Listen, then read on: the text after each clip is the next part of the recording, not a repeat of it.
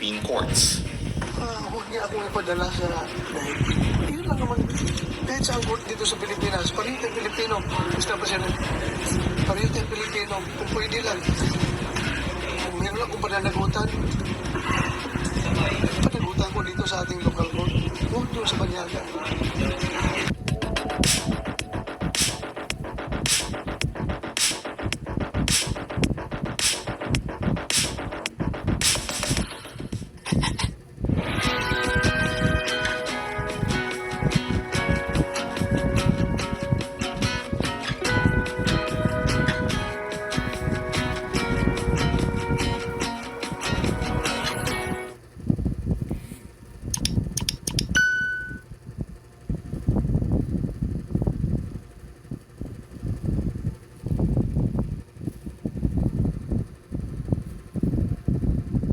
Natin ngayon, Sen. Live kayo sa RMNDZ XL Manila, si Radyoman Lourdes. Good afternoon. Magandang hapon po sa inyo, Ma'am Lourdes, at sa ating mga viewers, listeners. Maganda ho ba yung hapon po ninyo ngayon, Sen? Ano talaga, kumbaga, gano'n lang ang buhay, di ko ba? Pagdating natin, dito. Bakit daw ho nasa Senado kayo kahapon? Para malinaw lang, Sen, sa mga kababayan natin at meron kayong kopya ng warrant of arrest at sa inyo nalaman ng media na may warrant of arrest na.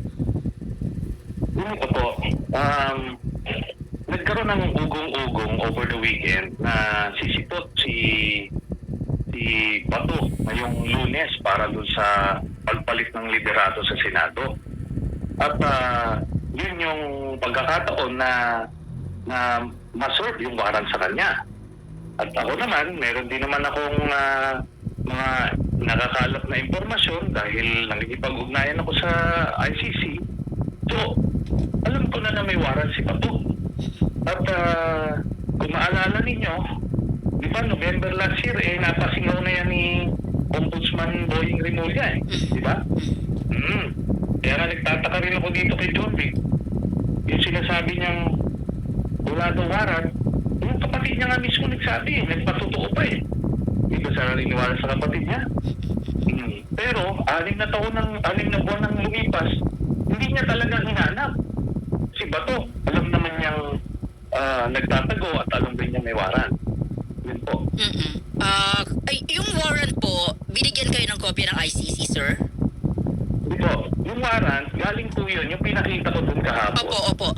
Galing po yan dun sa, dun sa NBI. Kasi, nagtatanong yung mga media, bakit nandoon yung NBI, bakit ako nandoon? So sinabi ko, ako po ay nandito dahil sinabi mismo ni Bato, nire-request niya na samahan ko yung arresting team pagka-arrestuhin na siya. O, di pinagbigyan ko yung kahilingan niya, doon po ako. Ngayon, nagtatanong yung mga may warrant na ba? So, hiniram ko yung warrant ng hawak ng NBI, pinakita ko. Ito yung hawak. Ito yung, warrant.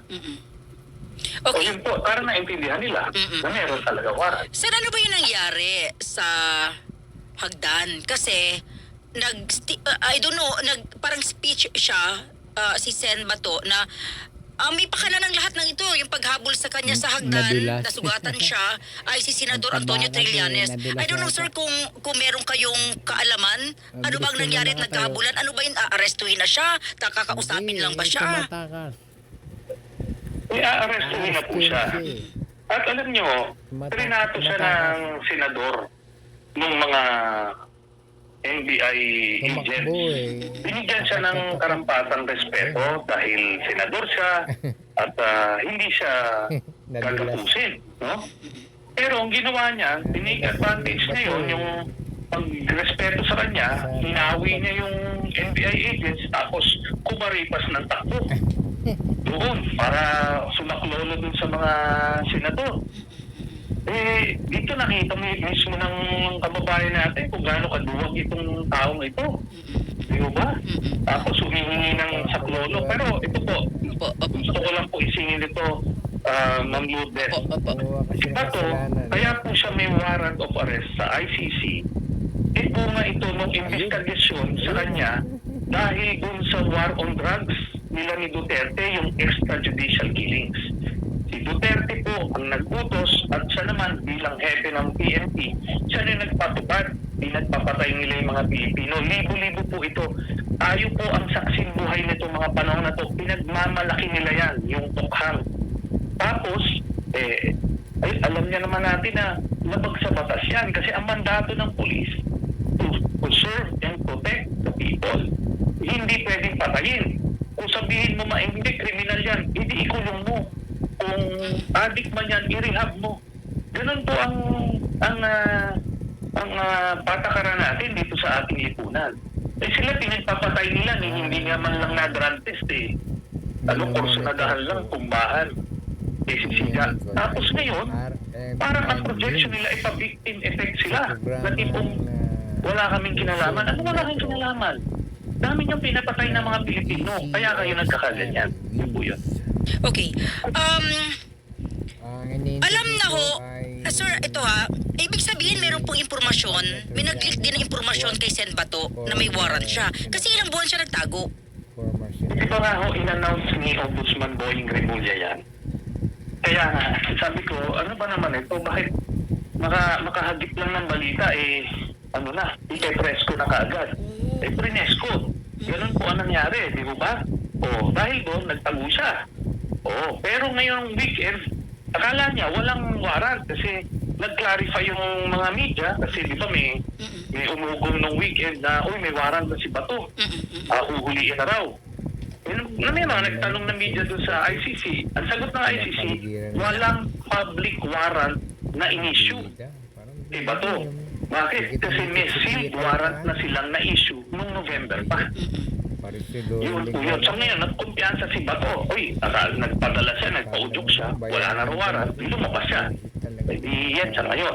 Huli siya ngayon. Oo, okay, sir.